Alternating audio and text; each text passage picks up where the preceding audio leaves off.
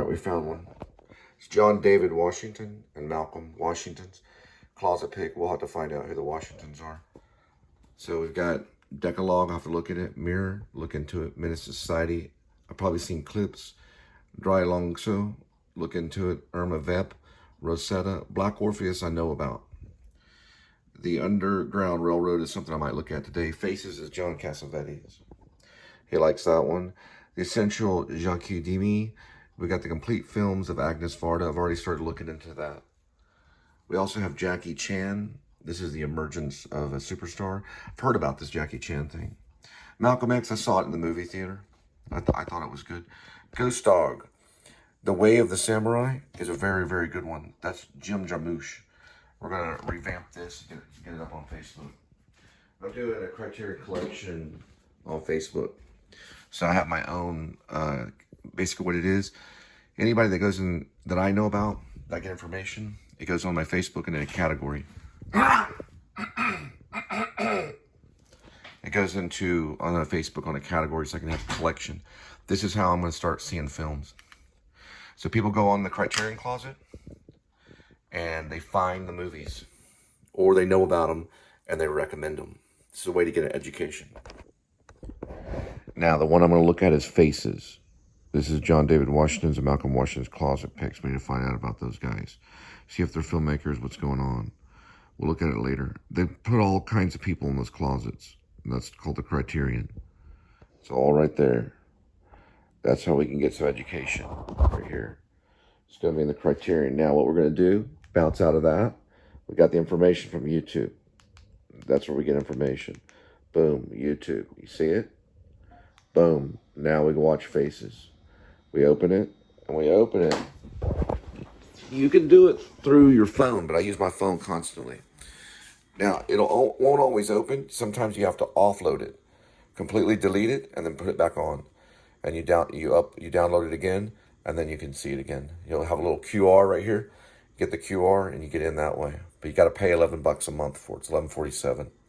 We're gonna look at Faces to see if it's there. These guys usually dig in the closet. They sell a bunch of movies and stuff in this Criterion collection. Movie stars, rock stars. They bring in all kinds of people. Political figures, who knows. Probably Barack Obama will end up being in the closet pick, because he's a producer for Ruskin, and that'll probably be in there. Now, when we go here, there's going to be all different types of people in the Criterion. That's Ice Cube and some other fool, and that's probably from Friday. Right, got it. Now, when we go up this way, hang on, we just missed it right here. I see. We can go back to it right here. Sorry, I got sidetracked. Sometimes it's okay to get sidetracked. Now, when we go this way, boom, we can search. We got library, we got settings, search, and library. We want to go with Faces. That's going to be Cassavetes. He's one of the kings of everything. He's an actor, a great actor, and he was in Roman Polanski's Rosemary's Baby. That was a Roman Polanski film. He also was in Dirty Dozen, but he ended up becoming a filmmaker, making some of the greatest and most important films of all times. One of them was Faces. We're going to tap into that right now. Boom. John Cassavetes. My cat is named after Cassavetes. My cat's full name is Edmund Tuxedo Scratchy Cassavetes. We're going to hit Faces. Boom. Good to go.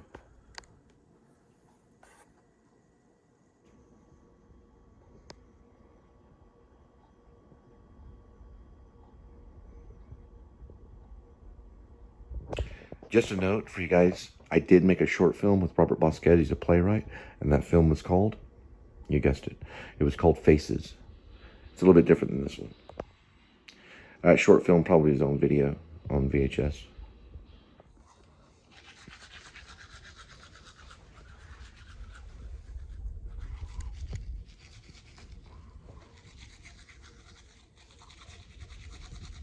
Pretty good. Oh, Faces. John Cassavetes.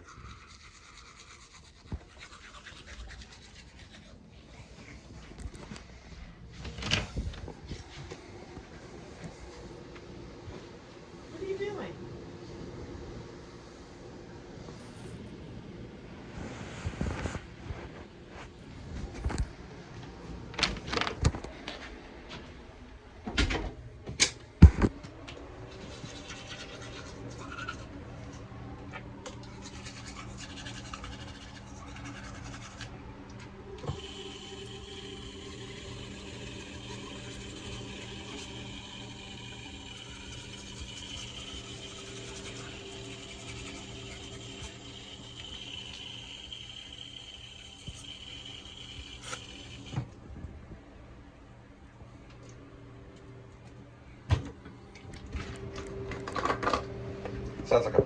10.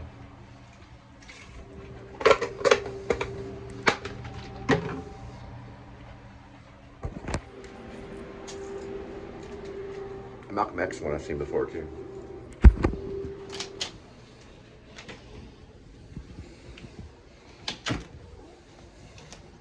Men need ocular proof. That's Cassavetes. John Cassavetes. All right. Think about Cassavetes and faces.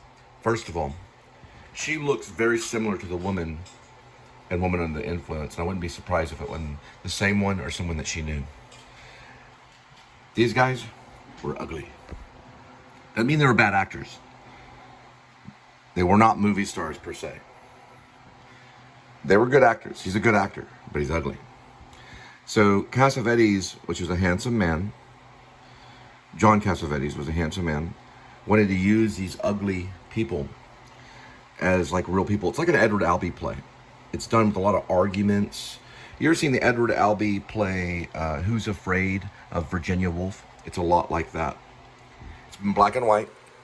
He's making a lot of comments about Satanism. And there's a thing in life, hedonism, right? There's also Christian hedonism. There's also Satan hedonism, right? It's very much an argument. And then it goes into like laughter, lots of laughter, then back to argument, then laughter.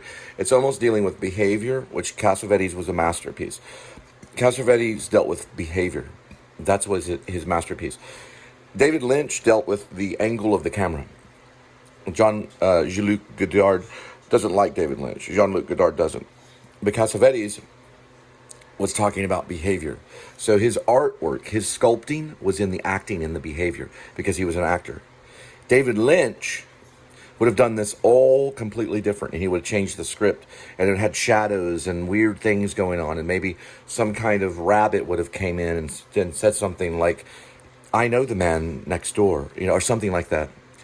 But this was done with behavior, and he was using hyperrealism. Now listen, no filmmaker is completely real. No documentary is completely real. God will not allow you to show the reality, the real thing in life. He'll let you show something similar, but the camera itself is a mask. The camera itself is a facade. It's a face itself. The camera is. It's not a real thing, but it can resemble something that's very, very real. Cassavetes was one of those. He liked real behavior. He liked real faces. He wasn't talking about movie stars. He was talking about real people, but it was still a sellout commercial film. Did you know Cassavetes was a commercial sellout? That's because I'm talking about him and I know about him. Any filmmaker that I talk about and I know about is a commercial sellout in most cases. Cassavetes made money. He made money with films. Now, he wasn't John Ford and he wasn't Steven Spielberg, but he was still a sellout for sure. Don't compare me to John Cassavetes. I do like this film though. It's very interesting. It's created in front of you. It's for all cats around the globe. It's a device, not exactly electronic, but mechanical. And it's for the kitty. It swivels in two different directions, created by one simple blanket. You can see the blanket wrapped there using physics, technology, geometry, trigonometry, and all different types of maths. We push on it this way, and kitty will come back. Just like that. You can see how it's wrapped around there, creating what's called torque or torsion. It's also called torsion. And kitty will return back. Again, torsions. It's a name. It's got 50 different pronunciations. It's got torque. Now he goes around in a circle, having fun. Learning about science and the globe, how it spins around, thinking about how it didn't work. What is going on with my life? I'm in emotional turmoil. I'm in hell, swirling, waiting for my cat food all day long. I do not know who I am anymore. These are the thoughts of the cat, because the cat is telepathically speaking for me right now. This is the writer of the Please Subscribe show. He's been writing for a while, and he edits on this device. It's known as Beethoven. He's also known as Edmund, Tuxedo, Scratchy, Cassavetes. So you do harm to me, you do harm to Kitty. For Kitty depends on these hands to bite on, and for kibble and bits. Now, we release the blanket, holding it this way. And since we were circled into some type of twirling fashion, we go the opposite way, so Kitty won't be dizzy anymore. For Kitty was going in one direction, and he's time traveling backwards into another direction, as you can clearly see. I'm a magician. Now we're going to cover Kitty with a blanket, just like that. And soon Kitty will time travel back to 1843 to meet an accountant that hung out with Abraham Lincoln. He'll talk about a film called Django Unchained. He'll also talk about a film called Abraham Lincoln, created by Steven Spielberg. Another film that Kitty will talk about to this accountant is, you guessed it, Hateful Eight.